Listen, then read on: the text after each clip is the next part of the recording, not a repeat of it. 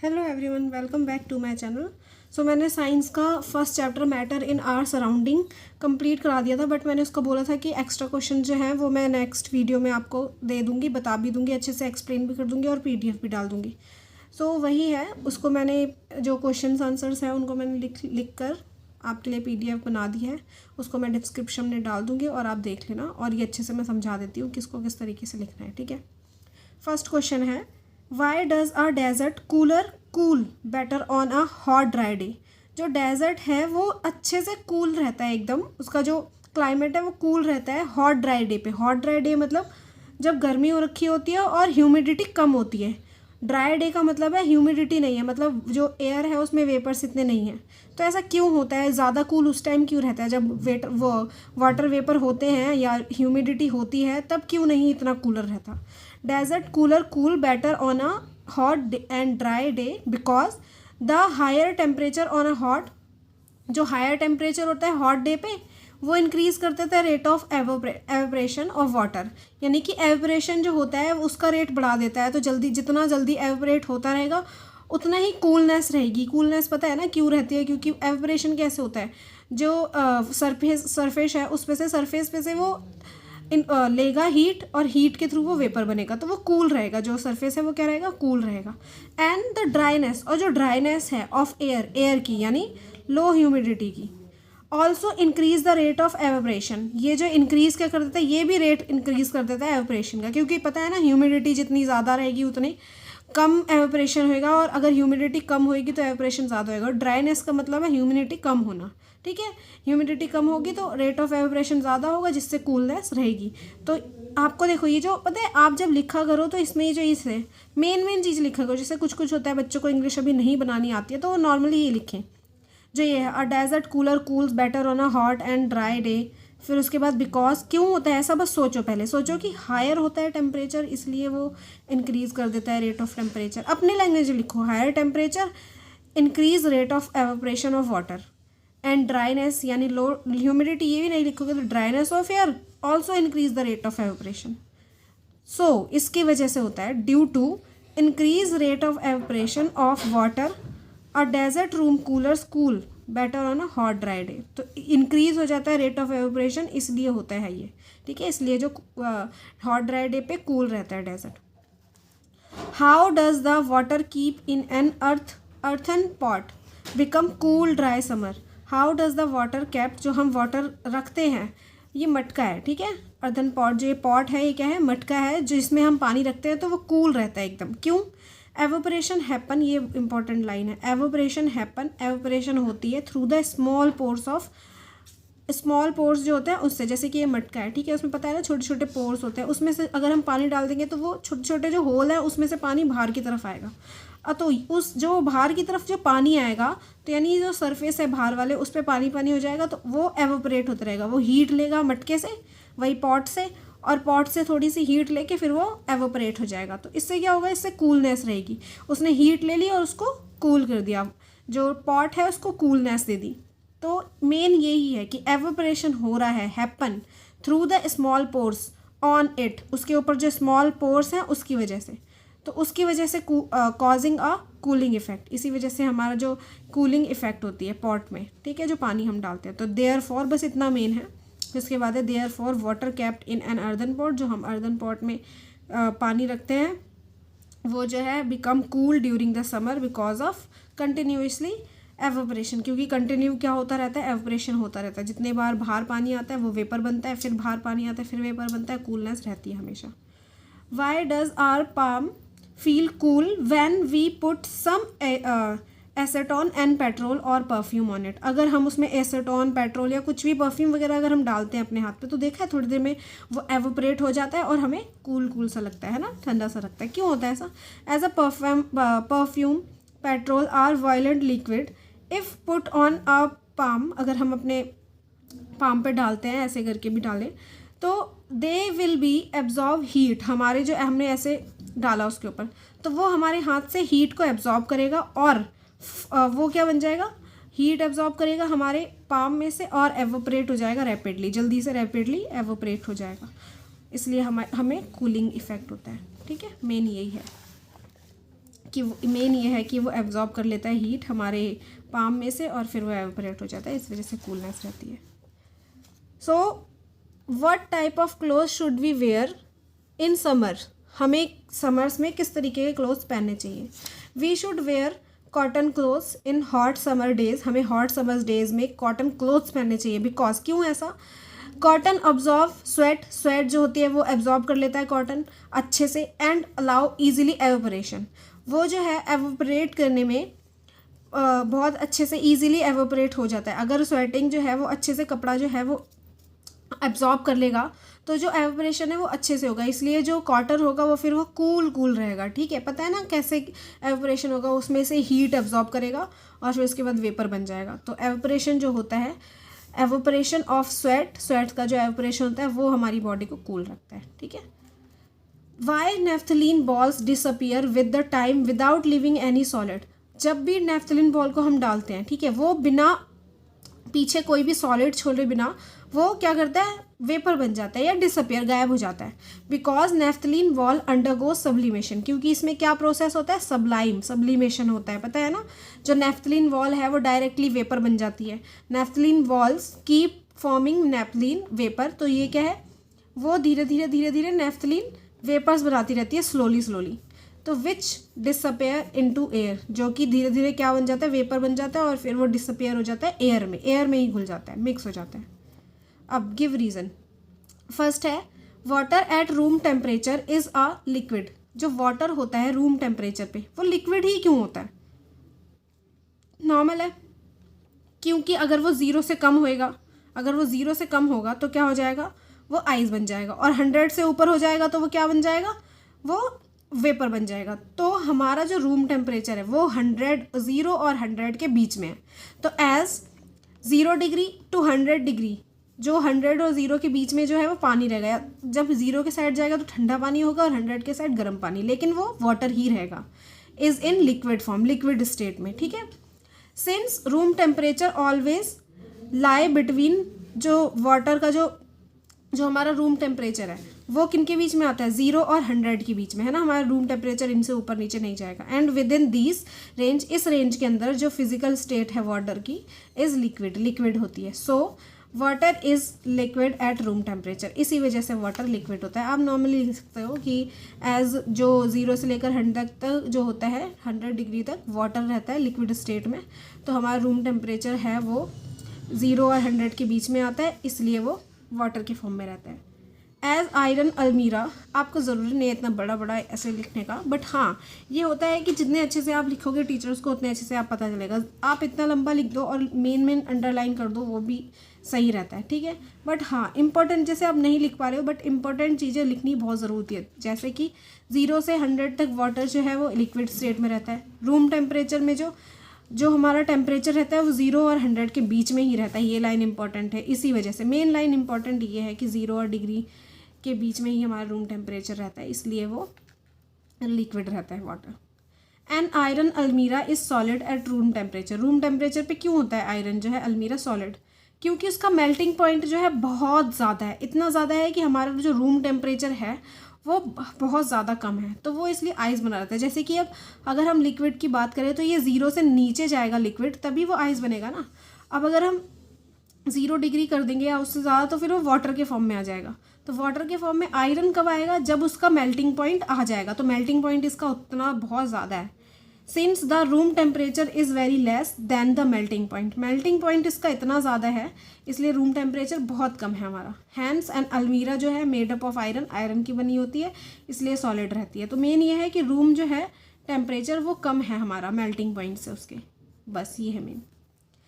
What is evaporation, evaporation क्या है, what is the factor, ये तो पता होना चाहिए फैक्टर अफेक्ट कौन से करते हैं। मैंने 4 बताए थे कि सरफेस एरिया अगर ज़्यादा हो या कम हो वो अफेक्ट कर देगा, टेम्परेचर ज़्यादा कम हो वो अफेक्ट करेगा, ह्यूमिडिटी भी अफेक्ट करता है और विंड स्पीड भी अफेक्ट करती है।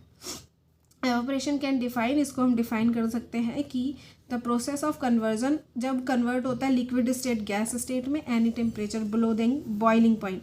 बॉइलिंग पॉइंट लिखना ज़रूरी है, ब्लो होना चाहिए बॉइलिंग पॉइंट से, तभी एवेपोरेशन। अगर बॉइलिंग पॉइंट जो है वहाँ तक अगर हो रहा है, वेपर बन रहा है, फिर तो वो वेपराइजेशन हो जाएगा, है ना, और बॉइलिंग हो जाएगा। एवेपोरेशन तभी होता है जब बॉइलिंग पॉइंट से कम होता है। Next, what produce more severe burn, boiling water और स्टेम। आपको पता है कि क्या प्रोड्यूस करता है, कौन सा जो है इन दोनों में से ज़्यादा जला देता है हमको, है ना।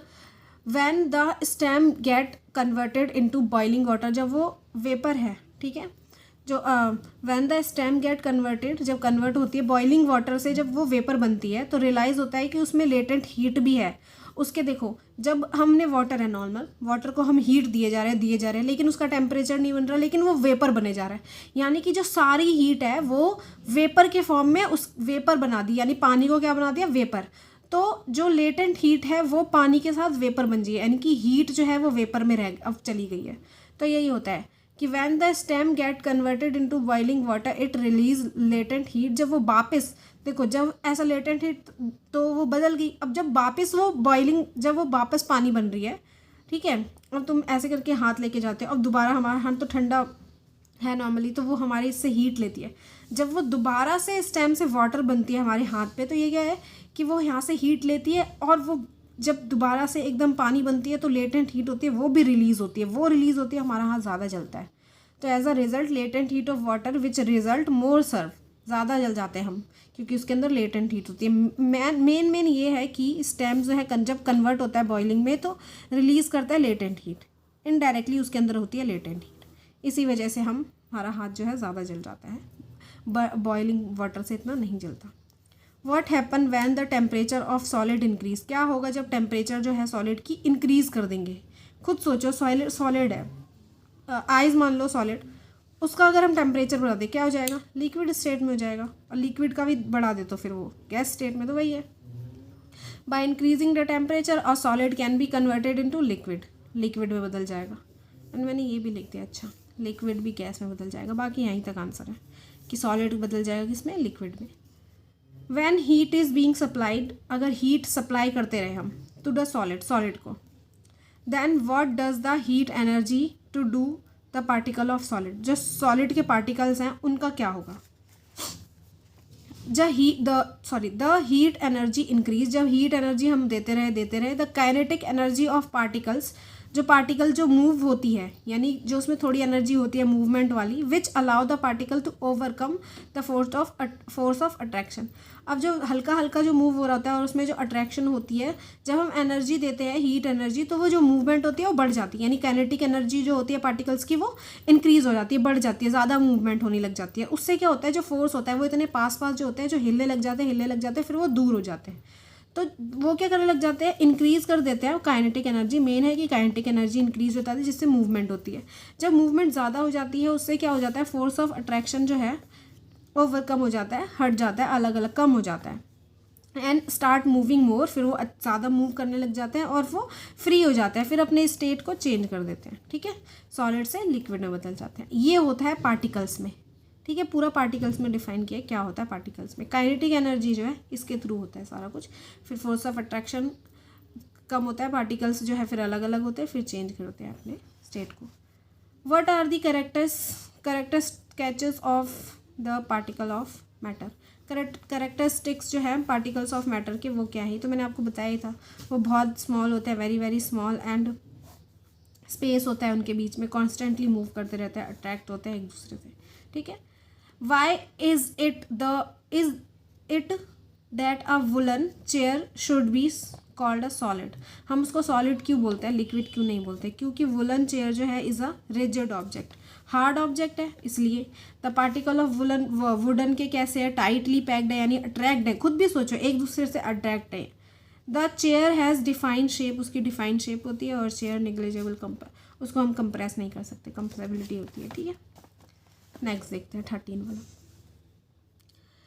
Y is it that a smell cold food, जो ठंडा फूड होता है उसका smell, we have to be close, हमें पास जाना पड़ता है, but the smell of hot food reaches us several metre away, हम दूर भी खड़े होंगे तो भी हमारे तक पहुंच जाएगी जो गरम गरम खाना होगा उसकी smell.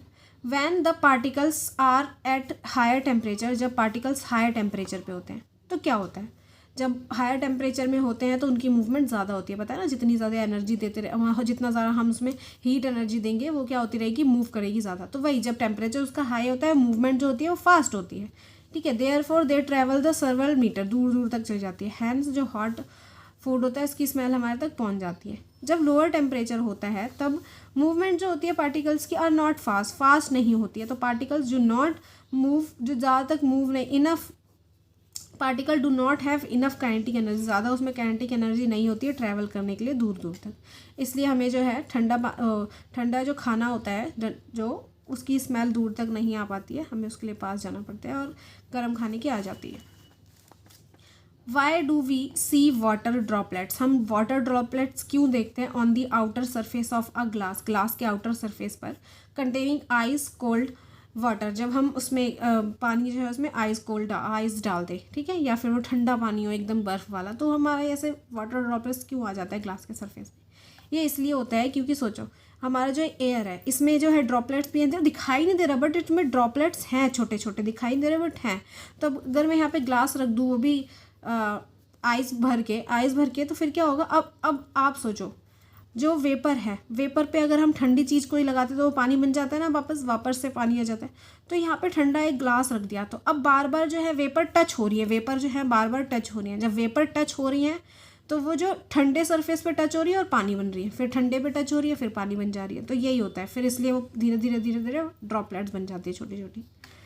Water vapour present in the air में जो वाटर वेपर है comes contact with cold surface. जो वाटर वेपर है, ये वेपर है कहाँ पे, एयर में, वो कॉन्टैक्ट में आता है किसके कॉन्टैक्ट में, कोल्ड सरफेस के, यानी कि ठंडे सरफेस पे जो ग्लास का है, और लूज इट एनर्जी, अपनी एनर्जी लूज करता है, उसके बाद कन्वर्ट हो जाता है ड्रॉपलेट्स में कन्वर्ट हो जाता है। यही है। Can a rubber band change it shape, अगर रबर बैंड चेंज कर लेता है अपनी शेप को, स्ट्रेच हो जाता है, हम उसको सॉलिड क्यों बोलते हैं। येस, अ rubber band change shape change करता है under the force and regain. सिर्फ जितनी फोर्स, मतलब जितना उसका लिमिटेड फोर्स है तुम उतना उसको लगा के चेंज कर सकते हो, फिर वो दोबारा से सेम शेप में आ जाता है। The same shape when the force is remove, अगर फोर्स ज़्यादा तो जो शेप है उसकी वैसी ही रहती है। तो it break on apply excess vote, ये तोड़ देगा अगर ज़्यादा फोर्स लगाएंगे।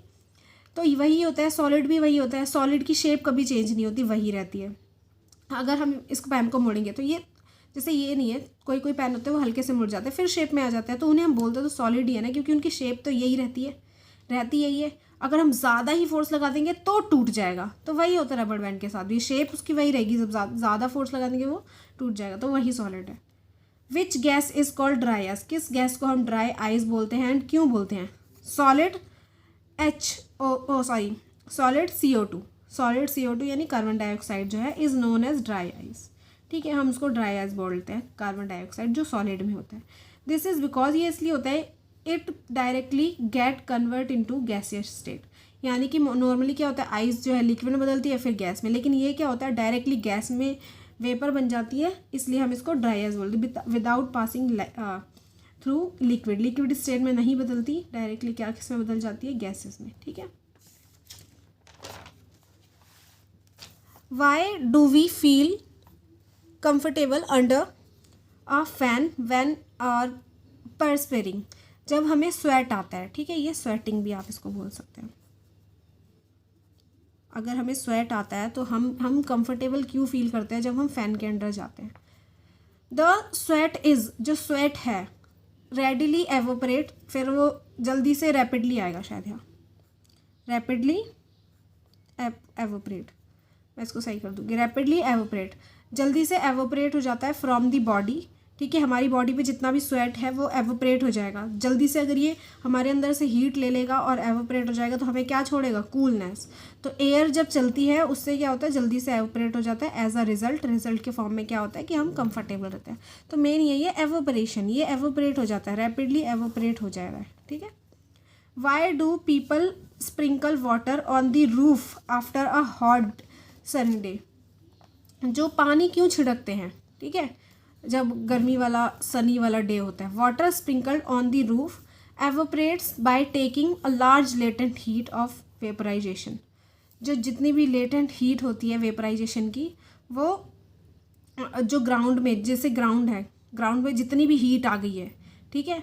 वो जो सारी हीट है हम पानी डालते हैं तो वो कूलनेस देती है, उसके बाद एवोपरेट हो जाती है, वेपर के फॉर्म में बदल जाती है, और फिर सारी की सारी जितनी भी हीट होती है, हम हीट ही तो देते हैं, फिर वो पानी जो है पानी वेपर के फॉर्म में बदल जाता है, और फिर हम वहाँ पे कूलनेस और कंफर्टेबल जोन दे देते हैं। Why are gases compressible and not liquid?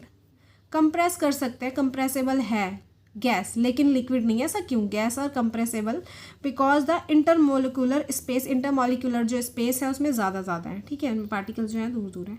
Where as liquid के जो है कंप्रेसेबल नहीं है क्योंकि उसके जो इंटरमोलिकुलर स्पेस है वो कम है। तो मेन इसमें था एक इंटरमोलिकुलर स्पेस ज़्यादा है, इसमें क्या है, इसमें कम है, इसमें ज़्यादा है, गैस में ज़्यादा है और लिक्विड में कम, इसलिए। What happened to the rate of diffusion if the temperature is increased?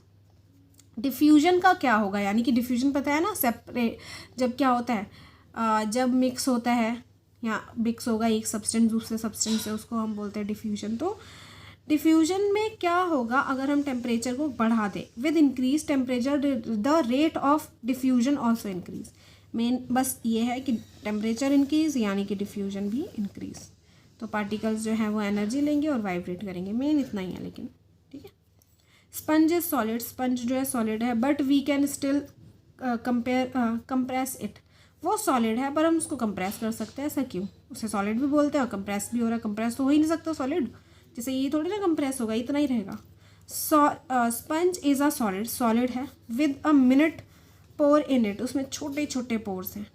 When we press the sponge, हम प्रेस करते हैं स्पंज को, जो एयर होती है उसमें, जो होल्स में एयर होती है, पोर्स में एयर होती है, वो प्रेजेंट होती है, वो रिलीज हो जाती है, ठीक है, and hence we able to compress it, और फिर हम उसको कंप्रेस कर सकते हैं, ठीक है। तो ये था, तो ये थे, मैंने मैक्सिमम कोशिश की है कि मैं ज़्यादा से ज़्यादा क्वेश्चन उसमें डाल सकूँ, बट हाँ जो डेफिनेशन वगैरह है वो तो आप खुद ही कर सकते हो। उसमें मैं क्या लिखूँ, what is evaporation, what is melting point, what is melting temperature and this, इस तरीके से आप ये डेफिनेशन जो है वो तो खुद ही इसको कर सकते हैं। बट हाँ एक्स्ट्रा क्वेश्चन जो थे उसको मैंने लिखने की कोशिश की है, काफ़ी हद तक मैक्सिमम तो लिख दिया है। बाकी अगर एक दो होंगे तो मैं ये जो PDF है उसको दोबारा से क्या कर दूँगी, दोबारा से एडिट कर दूँगी, तो PDF में मैं ऐड कर दूँगी अगर मेरे को एक्स्ट्रा क्वेश्चन और लगे तो।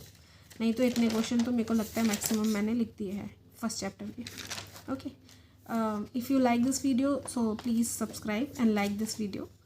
Okay, bye, thank you.